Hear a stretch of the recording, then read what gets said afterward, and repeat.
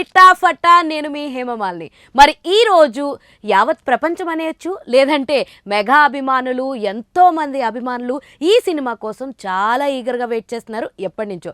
వాస్తవానికి ఈ సినిమా ఎప్పుడో రావాలి, బట్ అలా జరుక్కుంటూ పండగ స్టార్ట్నైతే ఇచ్చేసింది మన గేమ్ చేంజర్ అని చెప్పొచ్చు. ఈరోజు January 10th వరల్డ్ వైడ్గా సో మొత్తం పాన్ ఇండియా లెవెల్లో మనకి గేమ్ చేంజర్ మూవీని అయితే మనం చూస్తూ ఉన్నాం.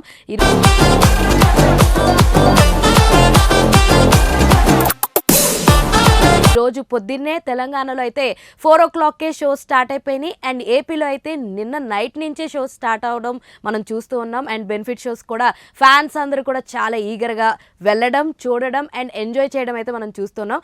అయితే గేమ్ చేంజర్ మరి పేరు తగ్గట్టే గేమ్ చేంజర్ చేసిందా లేదా అన్నది ఈ వీడియోలో చూసేద్దాం. అయితే గేమ్ చేంజర్ సినిమాని మనకి చాలా ప్రతిష్టాత్మకంగా ఎంతో విజువల్ వండర్స్తో మనకు అందించిన డైరెక్టర్ శంకర్ గారు. అండ్ ఈ సినిమాకి వచ్చేసి మ్యూజిక్ డైరెక్టర్ థమన్ గారు.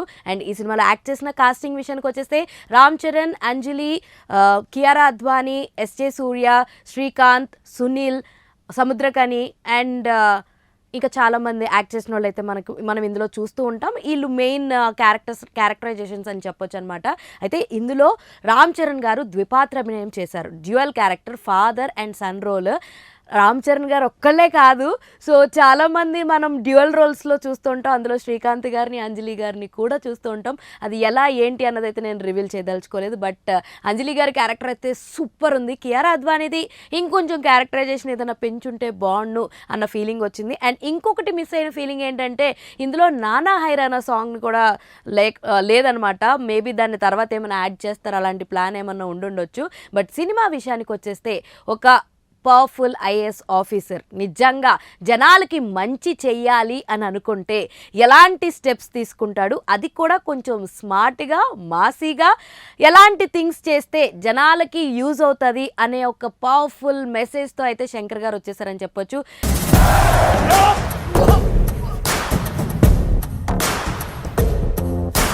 మెయిన్గా గ్రాండియర్ విజువల్స్కి పెట్టింది పేరు శంకర్ గారు. సో ఆయన సినిమాలన్నీ చూసుకుంటే గతంలో మనం తీసుకున్న రోబో కానీ, అప్పట్లో తీసుకున్న భారతీయుడు మూవీ చూసుకున్నా కానీ, పాటల్లో కానీ ఆయన చూపించే స్టైలు, ఆయన చూపించే విజువలైజేషన్ చాలా డిఫరెంట్గా ఉంటుంది.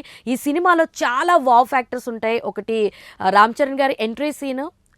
మెయిన్గా ఫైట్స్ విషయం గురించి మాట్లాడుకుంటే హెలికాప్టర్ ఫైట్తో స్టార్ట్ అయ్యి బుల్డోజర్తో ఫైట్స్ ఉంటాయి అన్నమాట. సో చాలా బాగుంటాయి ఫైట్స్ అన్నీ కూడా, చాలా చాలా క్రియేటివ్గానే అనిపిస్తాయి. ఆయన చూపించిన విధానం, ఆయన నటించిన వేరియేషన్స్ కూడా మనం చూస్తూ ఉంటాం.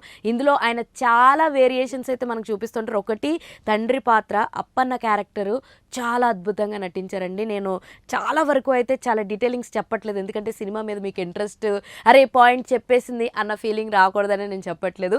అప్పన్న క్యారెక్టర్లో ఎర్రగా తీస్తారు. అసలు రామ్ చరణ్ గారి పర్ఫార్మెన్స్ అయితే మామూలుగా లేదు, అసలు మాటలు అంత బాగా యాక్ట్ చేశారు.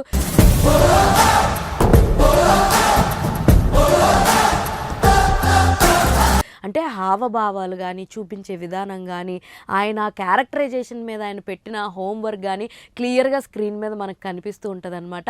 ఆ తర్వాత police officer and IAS officer కింద నిజంగా ఒక పవర్ఫుల్ ఐఏఎస్ ఆఫీసర్ నిజంగా చట్టాన్ని చాలా సీరియస్గా తీసుకుంటే ఎలాంటి రిజల్ట్స్ వస్తాయి, జనాలు ఎలా ఆలోచించాలి, ఎలక్షన్స్ టైంలో రాజకీయ నాయకులు ఎలా బిహేవ్ చేస్తారు, ఇవన్నీ కూడా చాలా అద్భుతంగా మనకి స్క్రీన్ మీద అయితే చూపించడం జరిగింది శంకర్ గారు. పాటలు కూడా చాలా బాగున్నాయి. ముఖ్యంగా డోప్ సాంగ్ అండ్ జరగండి జరగండి సాంగ్ థియేటర్లో ఎక్స్పీరియన్స్ చేస్తే మాత్రం అది చాలా హై ఉంటాయి అనమాట. 2 సాంగ్స్ కూడా చాలా అద్భుతంగా ఉన్నాయి. ముఖ్యంగా డోప్ సాంగ్ వచ్చేసి మన జానీ మాస్టర్ గారు కొరియోగ్రాఫ్ చేసింది. అండ్ జరగండి జరగండి వచ్చేసి ప్రభుదేవ గారు కొరియోగ్రాఫ్ చేసింది.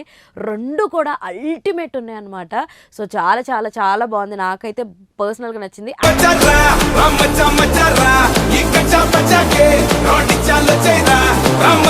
యాక్చువల్గా నార్మల్గా బయట కొన్ని నెగిటివ్ రివ్యూస్ మనం చూస్తూ ఉన్నాం. బట్ నా పర్సనల్ ఒపీనియన్ ఏంటంటే ఏ రివ్యూస్ చూసి వెళ్ళడం కన్నా పర్సనల్గా మీరు వెళ్ళి చూసిన తర్వాత మీ ఒపీనియన్ అయితే మార్చుకుంటారు ఖచ్చితంగా. సినిమా మీద హై ఎక్స్పెక్టేషన్స్ పెట్టేసో లేదా వాళ్ళు ఇలా చెప్పినవి వినేసో మీరు ఇంకేదో ఆలోచించుకుని వెళ్తే మీరు సినిమా మీద కాన్సన్ట్రేట్ చేయరు.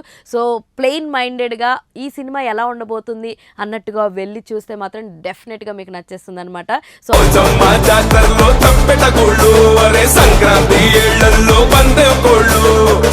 సో జాన్ 10th చాలా గ్రాండ్గా రిలీజ్ అయ్యి పండగ వాతావరణాన్ని అయితే ముందే తీసుకొచ్చేసిందని చెప్పొచ్చు. సంక్రాంతి గేమ్ చేంజర్తో స్టార్ట్ అయిపోయింది. సో ఇంకెవరైనా ఈ సంక్రాంతి పండుగని ఎలా స్టార్ట్ చేయాలని ఆలోచిస్తే మాత్రం మన గేమ్ చేంజర్ సినిమాతో స్టార్ట్ చేసేయండి అని నేను చెప్పేస్తాను. మరి ఇలాంటి ఇంట్రెస్టింగ్ అండ్ మోర్ వీడియోస్ కోసం చూస్తూనే ఉండండి పురా local. This is your Hemamali signing off. Bye.